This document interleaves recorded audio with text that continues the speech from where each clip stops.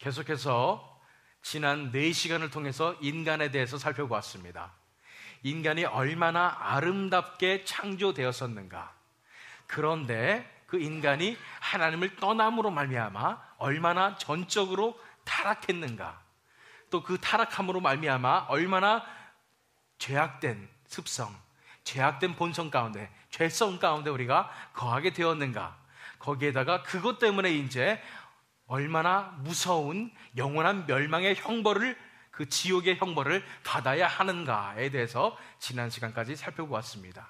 이젠 드디어 인간에 대한 시리즈 중에 마지막입니다. 인간의 구원에 대해서 5번째 시간으로 함께 살펴보도록 하겠습니다. 지난번에 하나님의 구원이라는 그런 제목의 설교가 있었습니다. 그때 구원이 무엇인가에 대해서 살펴보았습니다. 구원은 무엇이냐면, 성경에서 나온 구원의 의미가 뭐냐면, 위급한 절망적인 그런 상황 속에서, 예를 들어서 물에 빠졌을 때 죽기 전에 건져냄을 받는 것, 그것이 구원의 성경적인 의미입니다. 그렇다면은 우리가 과연 어떠한 그런 위급한 상황에 처해 있습니까? 지난 시간에 우리가 살펴보았습니다. 우리가 하나님을 떠남으로 말미암아, 범죄함으로 말미암아 우리가 타락하게 되어서 이제 영원한 멸망의 형벌을 받게 된 것입니다. 지옥에 빠질 수밖에 없었던 그런 상황이었다는 것입니다. 그곳에서 우리가 어떻게 되어 있냐면, 제가 지난번에 설명드렸습니다. 굉장히 미끄러운 그런 얼음 절벽 같은 곳에서 우리가 간신히 매달려 있습니다. 밑에는 멸망의 낭떠러지인데 그 속에서 하나님께서 손을 붙잡아주고 계시기 때문에 그나마 우리가 살고 있는 것입니다. 그 손을 놓아버렸을 경우에 우리는 떨어질 수밖에 없는 것입니다. 하나님의 진노의 그런 임재가 우리 머리 위에 있습니다. 하나님께서 그 진노를 막아주고 계시기 때문에, 손으로 가려주고 계시기 때문에 우리가 지금 살 수가 있는데, 하나님이 그 손을 거두시면은 그 하나님의 진노가 우리 속에 쏟아져서 우리가 망할 수밖에 없는 그런 상황임을 우리가 배웠습니다. 그러한 절박한 상황 속에, 그런 멸망의 상황 속에 우리가 놓여있기 때문에 우리가 구원이 필요합니다. 하나님께서만 하실 수 있는 그 구원의 역사가 우리 삶 속에 나타나야 하는 것입니다. 그래서 이 시간에 인간의 구원이라는 제목을 가지고 우리가 어떻게 구원함을 받을 수가 있는지, 하나님께서 우리를 어떻게 구원하시는지, 또 하나님의 구원함으로 어떻게 우리가 무엇을 의지하며 나가야 할 것인지에 대해서 저 여러분이 하나님께서 주시는 말씀을 함께 나누도록 하겠습니다. 계속해서 십자가 복음 11번째 시간, 오늘은 인간의 구원에 대해서 살펴보고 있습니다. 본문 말씀은 에베소서 1장 3절에서 7절 말씀입니다. 제가 정말 좋아하는 말씀인데요, 사도 바울이 이렇게 시작을 해요. 본문을 찬송하리로다, 찬양으로 시작합니다. 하나님 곧 우리 주 예수 그리스도의 아버지께서 그리스도 안에서 하늘에 속한 모든 신령한 복을 우리에게 주시되, 그랬습니다.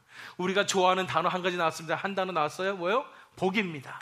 하나님께서 우리에게 복을 주셨는데 어떤 복이라고요? 하늘에 속한 모든 신령한 복을 주셨습니다. 그러면서 그 복에 대해서 나열을 하고 있는데 어떤 복인지 보세요. 그 다음에 4절 말씀해 보면, 창세전에 그리스도 안에서 우리를 택하사, 우리를 택하신 것이 복이구나 라는 것을 알 수 있습니다. 5절 말씀에 보면, 그 기쁘신 뜻대로 우리를 예정하사 예수 그리스도로 말미암아 자기의 아들들이 되게 하셨으니, 하나님께서 우리를 아들로 삼아주시고 자녀로 삼아주셨구나, 이것이 또한 복임을 우리가 알았습니다. 그리고 마지막 7절 말씀 보면은, 우리는 그리스도 안에서 그의 은혜의 풍성함을 따라 그의 피로 말미암아 속량 곧 죄사함을 받았느니라. 우리의 이 죄가 용서받은 것, 우리의 죄가 죄사함을 받은 것, 이것이 정말 큰 복이구나 하는 것을 우리가 알 수 있습니다. 결국 뭐예요? 하늘에 속한 모든 신령한 복, 이것은 무엇이냐면 결국 하나님께서 우리 죄악된 인간을 멸망의 구덩이로부터 구원하시는 것, 그것이 하늘에 속한 모든 신령한 복의 가장 큰 복이라는 것입니다. 세상에서 말하는 복과 다릅니다. 세상에서는 우리가 잘 살고 돈 잘 벌고 좋은 결혼하고 집 사고 이렇게 권력을 가지고 명예를 가지고 이런 것들이 복일지 모르겠습니다. 그런데 하나님께서 말씀하신 복은, 하늘에 속한 모든 신령한 복은 무엇이냐면 바로 인간이, 이렇게 죄악된 인간이 하나님 앞에 구원을 받을 수 있다는 것이 가장 큰 복인 것입니다. 나 같은 죄인이, 나 같은 불쌍한 죄인이 하나님 앞에 나아갔을 때 하나님의 구원하심으로 말미암아 우리가 구원함을 얻을 수 있다는 것, 그것이 가장 큰 복임을 믿으시기 바랍니다. 사실 제가 몇 번 말씀드렸습니다. 이런 사실만 생각하면은요, 나 같은 죄인이 하나님의 구원 가운데 들어갈 수 있다는 사실만 생각하면은 일평생 흙만 퍼먹어도 아깝지 않습니다. 감사한 것입니다. 나 같은 죄인을 구원하셨는데 무슨 복이 더 필요하겠습니까? 이것이 바로 하늘에 속한 모든 신령한 복, 가장 큰 복인 구원에 대해서 말씀하시는 것입니다. 그런데 그 첫 번째 과정이 무엇이었냐면은 바로 이것입니다. 우리를 택하셨다는 것입니다. 4절 말씀 다시 볼게요. 곧 창세전에 그리스도 안에서 우리를 택하사. 창세전이 뭐예요? 이 천지 만물을 만들기 전에 우리를 택하셨다는 것입니다. 그냥 우리라고 하니까 실감이 안 나시죠? 저와 여러분 한 사람 한 사람을 하나님께서 미리 아시고 택해 주셨다는 것입니다. 얼마나 놀랐습니까? 5절 말씀을 보니까 그 기쁘신 뜻대로 우리를 예정하사, 똑같은 말이에요. 하나님께서 미리 우리를 만나주시기로, 구원하시기로 예정해 주셨다는 것입니다.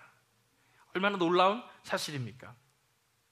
그런데 이것이 굉장히 우리가 혼란스러울 수도 있습니다. 그래서 먼저 우리가 살펴볼 부분이 본문 말씀 통해서 택하심에 대한 오해 세 가지에 대해서 먼저 살펴보도록 하겠습니다.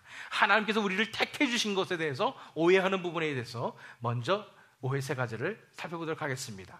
그 첫 번째 오해가 무엇이냐면 이것입니다. 착하게 살면 하나님께서 택해 주신다라는 오해입니다. 우리가 착하게 살면 하나님께서 택해 주신다라는 오해예요. 무슨 말이냐면 하나님께서 사람들을 택해 주셔야지, 그래야지 우리가 구원을 받을 수가 있는데, 그럼 어떤 사람을 택하겠느냐? 착하게 사는 사람을 택하겠다, 이런 생각을 하는 것입니다. 남한테 피해 안 주고 법 어긴 일 없고 잘 살면은, 착하게 살면 하나님께서 택해 주실 것이다 라는 그런 생각을 하는 것입니다. 한국에 이런 말이 있죠. 지성이면 감천이다. 그러니까 우리가 열심히 이 세상에서 잘 착하게 살아가면은 하늘에서 감동을 해가지고 우리를 택해 주실 것이다 라는 생각을 할 수 있는 거예요. 미국적인 사고방식에서는 어떤 말이 있습니까? 하늘은 스스로 돕는 자를 돕는다, 이런 말이 있습니다. 많은 미국인들이 그것이 성경에서 나온 말인 줄 착각하고 있지만 성경에 나온 말은 절대 아닙니다. 무슨 말이냐면 내가 열심히 살고 열심히 착하게 살면은 하나님이 나를 도와주실 것이다 라는 그런 착각이라는 것입니다. 성경에는 어떻게 나와 있나요? 이게 맞게 나왔습니까? 착하게 살면 하나님께서 택해 주신다고 나왔습니까? 아닙니다. 오히려 내 자신이 내려놓아 줘야지, 내 자신의 십자가를 지고 가야지 하나님께서 날 택해 주시고 하나님께서 나를 구원하신다는 것이 성경 속의 말씀입니다. 어쨌든 간에 이것에 대해서 우리가 살펴보겠습니다. 본 말씀 4절 말씀 보세요. 곧 창세 전에 그리스도 안에서 우리를 택하사, 우리로 사랑 안에서 그 앞에 거룩하고 흠이 없게 하시려고 그랬습니다. 거룩하고 흠 없는 것은 정말 착한 거랑 비슷한 것 같아요. 그런데 뭐가 문제예요? 하나님께서 창세 전에, 우리가 태어나기도 전에, 이 세상이 만들어지기도 전에 하나님께서 그리스도 안에서 우리를 먼저 택하셨다는 것입니다. 하나님의 택하심이 먼저 있다는 것이에요. 그래서 하나님께서 택해 주셔서 우리에게 새 생명을 부어주시고 우리에게 구원을 베풀어 주셔서 우리가 그 앞에 거룩하고 흠이 없게 된다는 것입니다. 많은 사람들이 이 순서를 헷갈려서 우리가 먼저 착하게 살면은, 선행을 하면은, 불쌍한 사람들 도와주면은, 그러면 하나님께서 우리를 이쁘게 여겨주셔서 우리를 구원해 주실 것이다라는 착각을 하고 있는 것입니다. 아니에요. 하나님께서 먼저 우리를 택해 주셔야 되는 것입니다. 다시 말해서 하나님의 은혜가 먼저 임해야 하는 것입니다. 우리가 구할 것은, 우리가 해야 할 일은 착하게 사는 것이 아니라는 것입니다. 착하게 살 것이 아니라 하나님의 은혜를 먼저 구해야 하는 것입니다. 우리가 아무리 착하게 산다고 해서 하나님을 임프레스 시킬 수는 없습니다. 우리의 죄악된 본성으로서요. 우리가 할 수 있는 것은 하나님, 저를 불쌍히 여겨 주시옵소서. 저는 죄인입니다. 저를 구원하여 주시옵소서. 저에게도 하나님의 은혜를 베풀어 주시옵소서. 간절히 구하는 방법밖에 없다는 것입니다. 착하게 살지 마시고 하나님의 은혜를 먼저 구하십시오. 하나님의 은혜가 임했을 때 우리 삶 속에서 하나님의 거룩하고 하나님의 착한 행실이 우리 속에 나타날 줄 믿습니다. 첫 번째 오해가 착하게 살면 하나님께서 택해 주신다는 그런 오해였습니다. 두 번째 오해는 뭐냐면 이것입니다. 하나님이 택해 주셔서 구원하시니까 그러면 운명이 정해져 있기에 걱정할 필요가 없다라는 그런 오해입니다. 이미 그럼 하나님이 정해 놓으셨으면은 그러면 우리가 하나님을 믿든지 안 믿든지, 믿도록 정해져 있으니까 뭐 가만히 있어도 믿게 될 것이고, 안 믿도록 정해져 있으면 뭐 아무리 노력해도 믿을 수가 없는 거니까, 그러니까 우리는 걱정할 필요 없이 그냥 이렇게 살면 된다, 이런 생각을 하는 것입니다. 본문 말씀에 6절 보시면은 이는 그가 사랑하시는 자 안에서 우리에게 거저 주시는 바 그의 은혜의 영광을 찬송하게 하려는 것이다. 그랬으니까 그냥 어차피 이거 다 하나님의 은혜니까, 거저 주시는 거니까 그냥 나는 아무 할 일 없이 그냥 이렇게 있으면 된다라는 것입니다. 많은 분들이, 특별히 교회 다니시는 분들 중에서 이러한 생각하시는 분들이 많이 있는 것 같습니다. 특별히 자기 자신에 대해서는 관대해요. 나는 분명히 하나님께서 택해 주셨을 거야. 그러니까 내가 교회를 나오고 있고, 또한 내가 교회 다니는 부모님한테 태어났고, 그렇기 때문에 내가 하나님께서 택해 주셨기 때문에 나는 그냥 이대로만 있으면 저절로 하나님이 어떻게 나를 구원해 주시겠지라는 그런 막연한 기대를 하고 있다는 것입니다. 우리가 먼저 생각해야 될 것은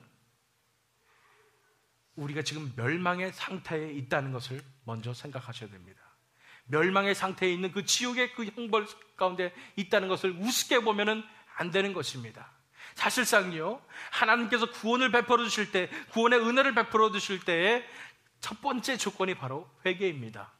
뭐냐면 우리가 정말로 잘못했습니다. 하나님 용서하여 주시옵소서. 그리고 간절하게 하나님의 은혜를 구하는 것이 먼저 선행되어야 진정한 구원의 역사가 일어나는 것입니다. 그런데 하나님이 나는 택해 주셨겠지 그러면서 아무 생각 없이, 간절함도 없이 그렇게 신앙생활을 해서는 진정으로 하나님을 만날 수가 없다는 것입니다. 어떻게 해야 돼요? 간절히 하나님을 찾아야 합니다. 간절히 하나님의 은혜를 구해야 하는 것입니다. 내 죄를 회개하며 하나님 앞에 온전히 엎드러져야 하는 것입니다.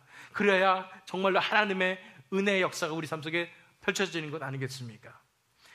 우리가 해야 될 일은 그냥 자포자기하고 아무 생각 없이 사는 것이 아니라 하나님을 간절히 찾아야 합니다. 하나님의 은혜를 간절히 찾아야 합니다. 내 속에도 진정한 하나님의 은혜를 부어주시옵소서, 내가 하나님 만나게 하여 주시옵소서 라고 간절히 부르짖어야 할 것입니다. 간절히 부르짖는 자에게 하나님께서 분명히 구원의 역사를 부어주실 줄 믿습니다. 택하심에 대한 오해 세 가지 중에 두 번째가 운명이 정해져 있기에 우리는 걱정할 필요도 없다라는 것이었지만, 세 번째는 무엇이냐면 이것입니다. 우리를 택하신 것은 우리를 더 사랑하시기 때문이다 라는 것입니다. 우리를 특별히 택하셨기 때문에, 우리를 더 사랑하시기 때문에 특별히 택한 것이다, 이런 생각을 하는 것입니다. 5절 말씀에 보니까 그 기쁘신 뜻대로 우리를 예정하사 그랬습니다. 하나님께서 우리를 택하시길 기뻐하셨단 말이에요. 이것을 좀 더 우리가 자기 중심적으로 해석할 경우에 이렇습니다. 하나님께서 나를 기뻐하시는구나, 나는 특별하구나, 나는 특별하기 때문에 하나님께서 나를 택해 주셨구나, 그러면서 우쭐한 마음을 가질 수 있다는 것입니다. 이 부분에 대해서 제가 말씀드리고 싶은 건 이것입니다. 제가 전에도 말씀드렸지만 우리가 다 타이타닉 거의 타고 있는데 빠졌다고 생각해 보시기 바랍니다. 그런데 대원들이 와서 우리를 구해주는데, 얼굴 보고 이쁜 사람 먼저 구해주고, 또는 돈 보고 돈 많은 사람 먼저 구해주고, 또는 착한 사람, 이 사람 보니까 착한지 안 착한지 봐서 구해주고 그렇습니까? 아닙니다. 이 사람들이 구해주는 건 어떻게 해서 있는 대로 다 구하려고 노력할 것입니다. 제가 말씀드렸죠. 끝난 다음에 구조대원을 욕할 사람이 있습니까? 왜 저 사람은 안 구하고 이 사람만 구했냐고 그럴 수가 있겠습니까? 안 그렇습니다. 우리가 먼저 생각해야 될 것은 뭐라고요? 우리가 이미 멸망의 상태에 있었습니다. 우리가 택함 받은 것은 정말로 자격이 없는데 하나님의 특별한 은혜였다는 것입니다. 우리가 그것을 알아야 되는 것입니다. 우리가 택함 받은 것은 우리가 뭔가 대단했기 때문에, 우리가 뭔가 이쁘고, 우리가 뭔가 착했고, 뭔가 있었기 때문에, 뭔가 하나님께서 우리를 더 사랑하셨기 때문에 우리를 택한 것이 아니라, 우리는 택함을 받을 수 없는 그런 존재들이었는데, 전혀 빛을 기대할 수 없는 그런 캄캄한 어둠 속에 있는 존재였는데, 하나님께서 특별한 은혜로 우리를 구원하신 것이라는 것을 우리가 알아야 하는 것입니다. 그럼에도 불구하고 자기중심적으로 해석해서 나는 특별히 하나님께서 택해 주셨다라는 생각을 가지시고 계시다면, 그분은 정말 제가 말씀드리고 싶습니다. 정말로 하나님 못 만난 분 같습니다. 왜냐하면 진정으로 하나님 만난 사람들은 그 속에 가장 겸손하게 엎드립니다. 내가 이 세상에서 가장 큰 죄인이라는 고백을 합니다. 가장 자격이 없는 사람이라는 것을 고백을 하고 하나님 앞에 나가기 때문에, 하나님께서 나를 택해 주신 것은 그 무엇보다도 더 큰 은혜라는 것을 알고 있기 때문입니다. 우리를 택하신 것은 우리를 더 사랑하시기 때문이다? 아닙니다. 나 같은 죄인을 구원하셨기 때문에 우리는 겸손하게 하나님 앞에 감사드리며 나가야 될 것입니다. 택하심에 대한 오해를 이렇게 세 가지를 살펴보았습니다. 착하게 살면 하나님께서 택해 주신다? 아닙니다. 우리가 하나님의 은혜를 구해야 되는 것입니다. 운명이 정해졌기에 걱정할 필요 없다? 아닙니다. 우리가 간절히 하나님의 은혜를 구하며 하나님 앞에 무너져야 됩니다. 우리를 택하신 것은 우리를 더 사랑하시기 때문이 아니라, 우리가 정말 겸손하게 하나님 앞에 우리 같은 죄인을 용서해 주신 하나님께 감사드리며 나아가야 할 것입니다. 그럼 이 다음에 우리가 살펴본 것이 뭐냐면, 이런 택하심의 진정한 의미가 과연 무엇일까라는 것입니다. 그럼 택하심과 우리와 무슨 상관이 있다는 말인가라는 것이에요. 택하심의 진정한 의미는 이것입니다.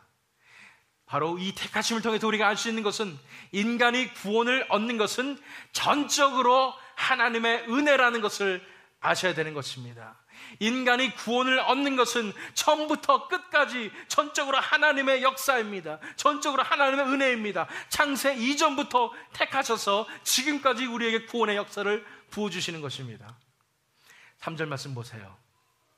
하반절에 보면, 아버지께서 그리스도 안에서 하늘에 속한 모든 신령한 복을 우리에게 주시되, 그렇습니다. 하늘에 속한 모든 신령한 복으로서 다 주시면서 우리를 구원하신 것입니다.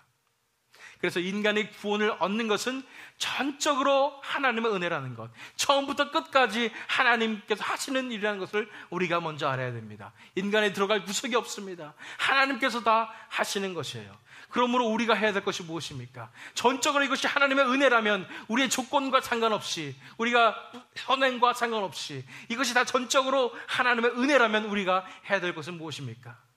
하나님의 은혜를 간절히 구해야 하는 것입니다. 신명기 4장 29절 말씀 보겠습니다. 그러나 내가 거기서 내 하나님 여호와를 찾게 되리니, 만일 마음을 다하고 뜻을 다하여 그를 찾으면 만나리라.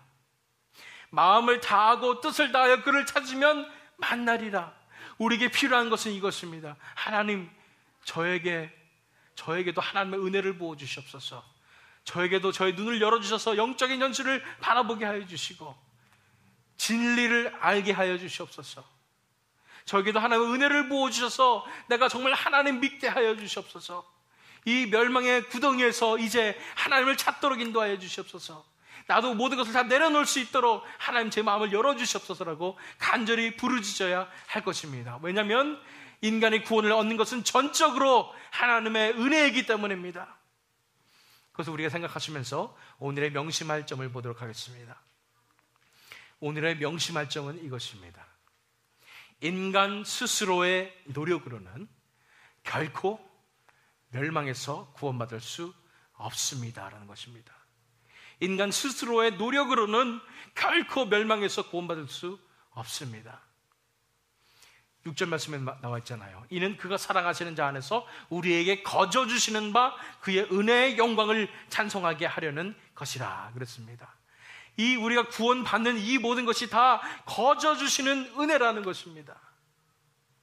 우리가 뭘 잘해서 주시는 것도 아니고요, 우리가 열심히 노력하기 때문에 주시는 게 아니라 하나님께서 우리에게 거저 주시는 모든 것이 다 하나님께서 해주시는 그런 은혜라는 것을 우리가 알아야 하는 것입니다.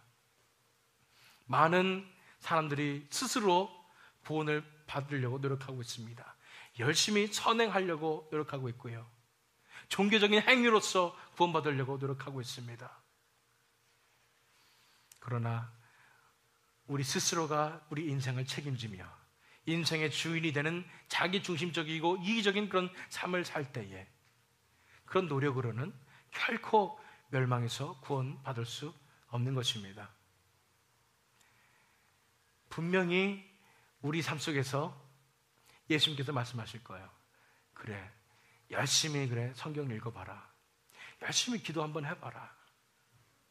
네가 아무리 네 스스로 인생을 책임지면서 열심히 교회 생활하고 열심히 종교 생활을 한다고 생각해봐라. 너희가 구원받을 수 있나 보거라. 너희 스스로의 노력으로는, 너희 스스로가 네 인생을 다스리면서 컨트롤하면서 사는 그런 노력으로는 결코 너희가 구원받을 수 없을 것이다. 예수님께서 그렇게 말씀하실 것입니다. 구원받을 수 없을 정도가 아니죠. 뭐예요? 멸망을 할 것입니다. 진정으로 우리의 노력이 필요한 것이 아닙니다. 구원은 전적으로 하나님의 은혜입니다. 우리가 오히려 해야 될 것은 우리 스스로의 노력을 내려놓아야 되는 것입니다. 내가 내 삶의 주인이 되는 것을 내려놓아야 되는 것입니다. 하나님께서 내 삶을 다스리시도록 내 자신을 내려놨을 때에야 진정한 그 구원의 역사가 우리 삶 속에 나타나는 것입니다. 에베소서 2장 8절 말씀 보세요. 너희는 그 은혜에 의하여 믿음으로 말미암아 구원을 받았으니 이것은 너에게서 난 것이 아니요 하나님의 선물이라. 행위에서 난 것이 아니니 이는 누구든지 자랑하지 못하게 함이라 그랬습니다.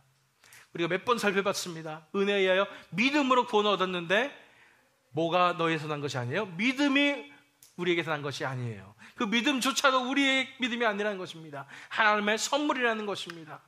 우리가 자랑할 것이 아무것도 없습니다. 전적인 하나님의 은혜입니다.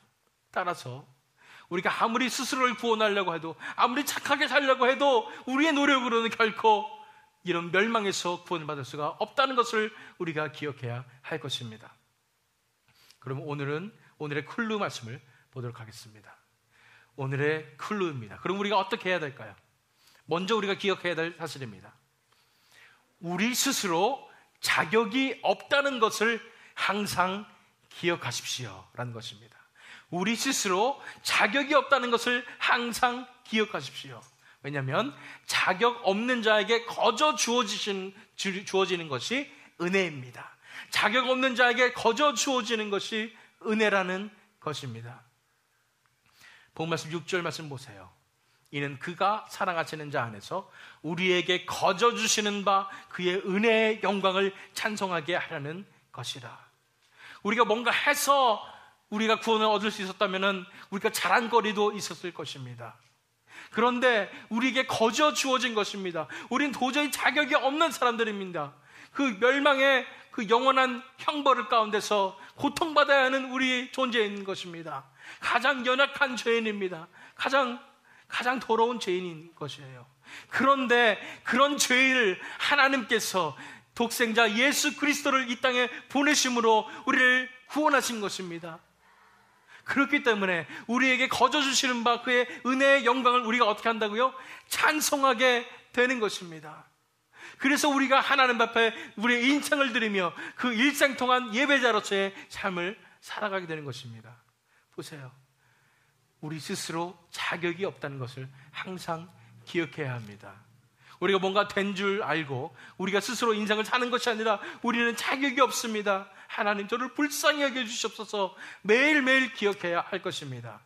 왜냐하면 자격 없는 자들에게 거저 주어주시는 것이 은혜라는 것입니다. 항상 기억하셔야 돼요. 정말로 우리는 자격이 없습니다. 진정으로 우리가 자격이 없는 것을 깨달을 때에 그 십자가의 은혜가 얼마나 큰지를 우리가 깨닫게 될 것입니다. 그 십자가의 사랑이 얼마나 큰지를 깨닫게 될 것입니다. 이런 자격 없는 죄인을 사랑하시고 나를 위해서 십자가에서 못 박혀 돌아가 주신 예수님의 사랑이 얼마나 큰지를 우리가 깨닫게 되어서 일생토록 그 사랑을 찬양할 수밖에 없는 것입니다.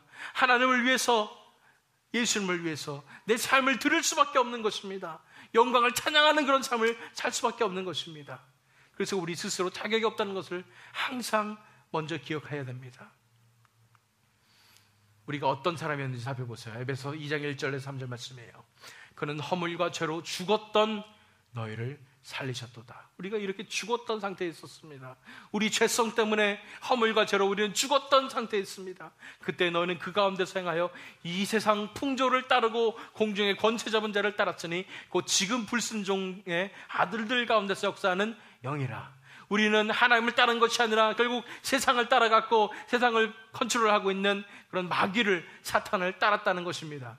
전에는 우리도 다 그 가운데서 우리의 육체의 욕심을 따라지려며 육체와 마음이 원하는 것을 하여 다른 이들과 같이 본질상 진노의 자녀이었더니 하나님께서 진노를 퍼부실 수밖에 없는 그런 사람들이 바로 우리였다는 것입니다. 하나님의 진노가 이 우리 머리 위에 머물러 있는 그런 상태였다는 것입니다. 그것이 바로 우리의 상태임을, 우리가 이렇게 죄인임을 우리가 먼저 기억해야 할 것입니다. 우리가 스스로 자격이 없다는 것을 항상 기억해야 합니다. 우리가 자격이 없다는 것을 알 때에 하나님의 은혜가 얼마나 큰지를 우리가 깨닫게 될 것입니다. 사도 바울이 이렇게 얘기했죠. 디모데전서 1장 15절 말씀이에요. 미쁘다 모든 사람이 받을 만한 이 말이여, 그리스도 예수께서 죄인을 구원하시려고 세상에 임하셨다 하였도다. 죄인 중에 내가 괴순이라. 예수님께서 이 땅에 오신 이유가 영광 받으시려고 오신 게 아니라 바로 죄인을 구원하시려고 오셨습니다. 그런데 그 죄인 중에 사도 바울은 얘기합니다. 내가 괴순이라, 내가 제일 죄인이다 말씀하시는 거예요.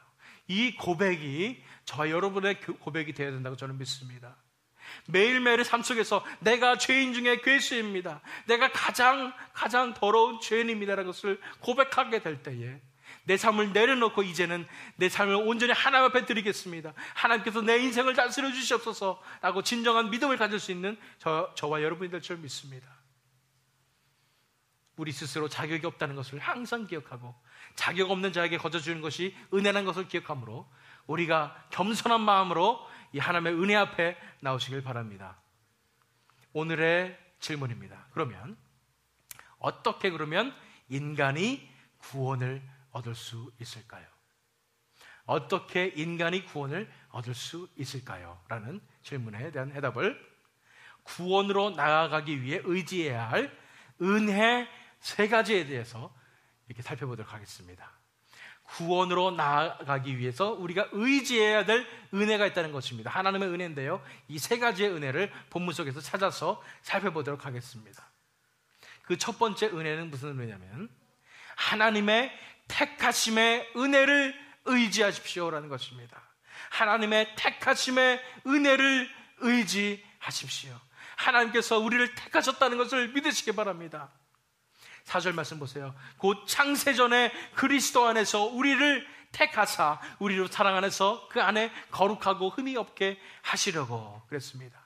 창세전이 뭐라고 그랬죠? 이 태초에 천지만물이 만들어지기 전에 하나님께서 우리를 먼저 택해 주셨다는 것을 믿으시기 바랍니다. 5절 말씀, 그 기쁘신 뜻대로 우리를 예정하사 예수 그리스도로 말미암아 자기의 아들들이 되게 하셨으니 그랬습니다. 다시 말해서 뭐냐면은 하나님께서 우리를 택해 주셨어요. 우리 한 사람 한 사람을 택해 주셨다는 것을 우리가 알아야 된다는 것입니다. 저는 분명히 믿습니다. 지금 이 자리에 계신 모든 분들 한 분 한 분들은 하나님께서 택해 주셨기 때문에 바로 이 자리에 계심을 저는 믿습니다. 하나님의 인도하심이 있어서 이 자리에 나왔습니다. 하나님이 택해 주셨다는 것은 무슨 뜻인지 아십니까? 2가지의 큰 의미를 가지고 있습니다. 첫 번째는 우리가 구원의 확신을 알 수 있습니다. 하나님께서 우리를 택해 주셨기 때문에 이제는 하나님께서 끝까지 우리를 지켜주실 것이라는 것입니다. 하나님께서 구원의 역사를 한번 시작하셨으면 끝까지 이루시는 것이 하나님이심을 믿으시기 바랍니다. 그렇기 때문에 하나님께서 우리를 택하셨다는 그 은혜를 아는 것은 뭐냐면요, 우리가 끝까지 이제 구원을 얻을 수 있다는 것입니다. 우리 삶 속에서 우리는 지금 이렇게 요 모양 요걸로 살아가고 있지만 언젠가는 하나님께서 우리 속에서 구원을 완성해 주심으로 말미암아 우리 삶이 하나님의 형상을 닮아가고 인격을 닮아가며 결국은 구원이 완성이 될 것이라는 것을 우리가 알 수 있다는 것입니다. 그래서 우리 말씀 보겠습니다. 빌립보서 1장 6절 말씀이에요. 너희 안에서 착한 일을 시작하신 이가 그리스도 예수의 날까지 이루실 줄을 우리는 확신하노라. 믿으십니까? 우리를 택해 주셨다는 것은 하나님께서 우리에게 은혜를 베풀어 주신다는 것입니다. 생명의 그 씨앗을 우리에게 부어 주신다는 것입니다. 그랬을 때 그 착한 일을 우리 속에서 시작하신 이가 그리스도 예수의 날까지 우리를 이루실 줄을 우리는 확신할 수 있게 되는 것입니다. 그러므로 우리가 먼저 의지해야 될 것은 바로 이것입니다. 하나님의 택하심의 은혜를 의지해야 되는 것입니다. 우리 한 사람 한 사람이 창세 전에 하나님께서 택해 주셨음을 우리가 믿어야 하는 것입니다. 내 속에도 정말 우리가 간절히 하나님 저에게도 은혜를 베풀어 주시옵소서, 새 생명의 씨앗을 나에게도 베풀어 주시옵소서 간절히 구할 때에 그 택하심의 은혜를 의지하게 될 때에 하나님께서 우리를 구원을 완성시키시는 놀라운 역사가 일어날 줄 믿습니다. 첫 번째가 바로 하나님의 택하심의 은혜를 의지하십시오였습니다. 두 번째 의지할 것은 뭐냐면 십자가의 대속의 은혜를 의지하십시오라는 것입니다. 십자가의 대속의 은혜를 의지하십시오. 대속이 뭐예요? 대신 갚아주신다는 것입니다. 본 말씀 7절 말씀 보세요. 우리는 그리스도 안에서 그의 은혜의 풍성함을 따라 그의 피로 말미암아 속량 곧 죄사함을 받았느니라. 뭘로 말미암아요? 그의 피로 말미암아 속량. 속량이 뭐냐면 대속이에요. 다신 사준단 말이에요. 곧 죄사함을 받았느니라 하는 것입니다. 우리 죄가 어떻게 해결되느냐는 거예요. 우리가 죄악 때문에 우리가 영원한 멸망의 형벌 가운데 있을 때에 우리가 지었던 죄 하나하나에 대한 모든 형벌을 다 받게 되는 것입니다. 엄청난 양의 형벌을 받게 되는 것인데 그 죄를 다 어떻게 할 거냐는 거예요. 그럴 때 하나님께서 자기 아들 예수 그리스도를 희생하심으로 십자가에서 돌아가게 하심으로 그의 피로 말미암아 그 피로 말미암아 우리의 모든 죄값을 갚아 주셨다는 것입니다. 얼마나 많은지 모르겠어요. 우리 죄가 얼마나 많은지 모르겠어요. 그런데 그의 피의 값을 우리의 이 죄의 값을 예수님의 피로써 갚아주신 것입니다. 우리가 예수님께서 그 피를 흘려주심으로 십자가에서 돌아가심으로 말미암아 더 이상 우리가 갚아야 할 죄의 형벌이 없어졌습니다. 예수님께서 그 죄의 형벌을 십자가 위에서 다 치료 주신 것입니다. 그것이 바로 대속의 은혜이며 그것이 바로 죄의 사함입니다. 그냥 죄 없어 이것이 아니라 예수님께서 우리가 받아야 할 그 형벌 하나하나를 다 대신해서 받아주신 것, 그것이 바로 대속의 은혜인 것입니다. 그렇기 때문에 우리가 뭐예요? 십자가의 대속의 은혜를 의지해야 하는 것입니다. 우리를 위해서 돌아가 주신 그 예수님의 사랑을 의지해야 되는 것입니다. 이사야서 53장 5절에서 6절 말씀이에요. 그가 찔림은 우리의 허물 때문이요 그가 상함은 우리의 죄악 때문이라. 그가 징계를 받음으로 우리는 평화를 누리고 그가 채찍에 맞음으로 우리는 나음을 받았도다. 우리는 다 양 같아서 그를 행하며 각기 제 길로 갔거늘 여호와께서는 우리 모두의 죄악을 그에게 담당시키셨도다. 예수님의 이 사랑을 생각해 보시기 바랍니다. 우리가 찔림을 당했어야 됐고 우리가 형벌을 받았어야 되는 사람들입니다. 그런데 예수님께서 우리 같은 죄인들을 위하여 대신 찔림을 당하셨고 징계를 받으셨고 피를 흘려주셨고 엄청난 그 하나님의 진노의 잔을 다 마시셨던 것입니다. 그것이 바로 십자가의 사랑이요 십자가의 능력입니다. 이러한 십자가의 대속의 은혜를 우리가 의지하게 될 때에 그래서 우리 삶을 다 내려놓고 십자가로 나아갈 때에, 예수님께로 나아갈 때에 우리가 구원으로 나아갈 수 있게 되는 것입니다. 마지막으로 구원으로 나아가기 위해 의지해야 할 은혜 세 가지 중에 세 번째는 이것입니다. 자녀 삼아주심의 은혜를 의지하십시오라는 것입니다. 자녀 삼아주심의 은혜를 의지하십시오. 본 말씀 5절 말씀을 보면 그 기쁘신 뜻대로 우리를 예정하사 예수 그리스도로 말미암아 자기의 아들들이 되게 하셨으니 그랬습니다. 왜 예수 그리스도로 말미암아 그랬을까요? 맞습니다. 예수님의 십자가 희생으로 말미암아, 또 예수님께서 증인이 되시는 것으로 말미암아 자기의 아들들, 하나님의 아들들이 된다고 그랬습니다. 이 말은 원어 성경을 보면은 양자 삼는다는 그런 단어부터 나왔습니다. 우리가 전에는 정말 마귀의 자식들이었어요. 우리는 죄인들이었습니다. 그런데 하나님께서 우리를 아들로, 자녀로 삼아주신다는 것입니다. 우리가 그 십자가의 능력을 의지하면서 나아갈 때, 우리 삶을 내려놓을 때, 이제 회개하며 하나님께 돌아가게 될 때, 하나님 이제 내 삶을 다스려 주시옵소서 하나님 앞에 나아갈 때에 하나님께서 우리를 자녀 삼아 주신다는 것입니다. 우리가 마귀의 자식이 아니라 이제는 하나님의 자녀로 삼아지게 된다는 것입니다.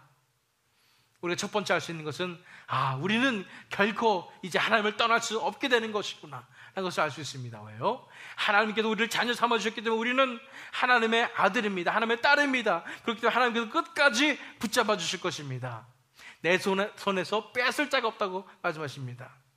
두 번째는요, 우리가 알 것은 뭐냐면은 그러면은 우리가 하나님과 함께 동행하게 되는구나, 하나님과 함께 동참하게 되는구나 라는 것을 알 수 있습니다. 무엇에 동참합니까? 태초에 인간에게 주신 사명이 무엇이었습니까? 이 땅의 아름다운 하나님의 나라를 이루는 것이었습니다. 그 하나님의 나라를 이루는 것에 우리가 이제 동참할 수 있게 되는 것입니다. 왜냐하면 우리가 하나님의 자녀가 되었기 때문입니다. 그 다음에 하나님께서 하나님의 나라의 유업을 받게 하시는 것입니다. 어떻게 쉽게 생각하시면 되냐면, 우리가 갑자기 전에 몰랐는데 알고 보니까 재벌의 자식이었던 거예요. 그때 어떤 우리 삶의 변화가 나타납니까? 첫 번째는 아버지의 사업에 동참하게 됩니다. 아버지 사업이 내 사업이 되기 때문에 열심히 우리가 아버지 사업을 위해서 함께, 아버지와 함께 그 아름다운 회사를 일구기 위해서 최선을 다하게 됩니다. 그 다음에 어떻게 돼요? 아버지가 돌아가시면은 그 유산이 바로 내 것이 된다는 것입니다. 마찬가지로 우리가 하나님의 아들이 되고 하나님의 자녀가 됐다는 것은 뭐냐면, 이제 하나님의 사역에, 하나님의 나라를 이루는 그 사역에 우리가 동참하게 되며 하나님의 나라가 우리 나라가 되고 또 하나님의 나라를 기업으로 받게 된다는 것입니다. 저의 말이 아닙니다. 이것은 성경의 말씀이죠. 갈라디아서 4장 6절과 7절 말씀입니다. 너희가 아들인 거로 하나님이 그 아들의 영을 우리 마음 가운데 보내사 아버지라 부르게 하셨느니라. 그러므로 내가 이후로는 종이 아니요 아들이니, 아들이면 하나님으로 말미암아 유업을 이을 자니라. 우리가 믿는 이 하나님은 우리를 자녀 삼아 주십니다. 우리를 자녀 삼아 주시는 말미암아 우리를 구원하실 것입니다. 뿐 아니라 우리에게 하나님 나라를 유업으로 주실 것입니다. 우리가 이렇게 구원으로 나가야 하기 위해서 의지해야 할 은혜의 세 가지에서 살펴보았습니다. 첫 번째는 하나님의 택하심의 은혜를 의지하라는 것입니다. 하나님께서 택하신 자들을 분명히 구원하실 것입니다. 두 번째는 십자가의 대속의 은혜를 의지하라는 것입니다. 나를 위해서 십자가에서 피 흘려주신 그 사랑, 내 모든 죄를 대신 갚아주신 그 사랑을 의지하라는 것입니다. 세 번째는 하나님께서 나를 자녀로 삼아주셔서 끝까지 붙잡아 주실 뿐 아니라 하나님의 나라를 같이 확장하며 유업을 우리에게 주실 것이라는 것을 믿으시길 바랍니다. 우리가 이렇게 하나님의 전적인 은혜를 의지하며 나아갈 때, 우리가 하나님의 전적인 은혜를 의지하며 나아갈 때 우리에게 어떠한 축복이 임합니까? 우리가 바로 거룩하고 흠이 없는 하나님의 자녀로서 예배자의 삶을, 진정한 예배자로서의 삶을 누리게 될 것입니다. 우리가 하나님의 전적인 은혜를 의지하며 나아갈 때 거룩하고 흠이 없는 하나님의 자녀로서 예배자의 삶을 누리게 된다는 것입니다. 4절 말씀 보시면은 그 창세전에 그리스도 안에서 우리를 택하사 우리로 사랑 안에서 그 앞에 거룩하고 흠이 없게 하시려고 그랬습니다. 우리를 불러주신 목적이, 우리를 택해주신 목적이 이거라는 거예요. 거룩하고 흠이 없게 하신다는 말입니다. 다시 말해서 하나님과 같이 하나님의 성품에 참여하며 거룩하고 흠이 없게 된다는 것입니다. 거룩하고 흠이 없게 되기 위해서는 하나님을 닮아야 합니다. 그래서 5절 말씀을 보면 그 기쁘신 뜻대로 우리를 예정하사 예수 그리스도로 말미암아 자기의 아들들이 되게 하셨으니 그랬습니다. 하나님을 닮기 위해서는 우리가 자녀가 되면 되는구나. 맞습니다. 하나님께서 우리를 자녀를 삼아주셔서 이 하나님의 성품에, 하나님의 형상에 같이 참여하게 하신 것입니다. 거룩하고 흠이 없게 하신다는 것이에요. 살펴보세요. 그래서 거룩하고 흠이 없는 하나님의 자녀, 하나님 닮은 거룩하고 흠이 없는 하나님의 자녀가 우리가 된다는 것입니다. 두 번째는 뭐냐면은 이는 그가 사랑하시는 자 안에서 6절 말씀 우리에게 거저주시는 바 그의 은혜의 영광을 찬송하게 하려는 것이라는 것입니다. 그래서 이제는 우리가 아무 자격도 없는 우리가 이런 하나님의 영광 가운데 참여하게 되었으니, 이런 구원함을 받았기 때문에 이제 이 은혜의 영광을 영원토록 찬송하게 된다는 것입니다. 우리가 정말로 멸망의 구덩이에 빠졌어야 되는 그런 죄인임을 우리가 명심하게 될 때에, 이런 죄인을 자기 피를 흘려서 구원하신 예수님의 사랑을 의지하게 될 때에 그 사랑을 진정으로 찬양하며 그 은혜의 영광을 찬양하는 우리가 된다는 말씀이에요. 우리가 거룩하고 흠이 없는 하나님 닮은 하나님의 자녀로서 그 예배자의 삶을 우리가 누리게 된다는 것입니다. 다시 말해서 인간의 구원은 무엇입니까? 하나님을 다시 만나는 것입니다. 하나님과의 사랑의 관계 속으로 다시 들어가는 것입니다. 우리가 지옥이 무서워서 하나님 믿는다고요? 사실 아닙니다. 처음에는 지옥이 무서워서 우리가 동기를 가질 수 있습니다. 그 앞에 무너질 수 있습니다. 그런데 결국은 우리를 휘잡는 것은, 우리를 감싸 안는 것은 은혜입니다. 나 같은 죄인을 사랑하신 그 하나님의 그 사랑 때문에, 그 은혜 때문에 우리가 무너지게 되는 것입니다. 그 사랑이 내 안에 임했을 때 그 사랑을 받았기 때문에 내가 내 모든 것을 드리는 것입니다. 예수님께서 나를 위해서 모든 것을 드리셨기 때문에 마찬가지로 나도 예수님을 위해서 내 삶을 드리는 것입니다. 너무나 사랑하기 때문에 드리는 것입니다. 하나님의 사랑이 너무나 나에게 크게 다가오기 때문에 그 사랑을 받아들이고 이제 나도 내 모든 것을 포기하고 하나님께 모든 것을 드립니다라고 내어드리는 것, 그것이 진정한 구원의 역사입니다. 그것이 십자가의 복음입니다. 신명기 6장 4절에서 5절 말씀에 하나님께서 말씀하셨어요. 모세를 통해서 말씀하셨어요. 이스라엘아 들으라. 우리 하나님 여호와는 오직 유일한 여호와이시니 너는 마음을 다하고 뜻을 다하고 힘을 다하여 내 하나님 여호와를 사랑하라. 첫째 되는 계명이었죠.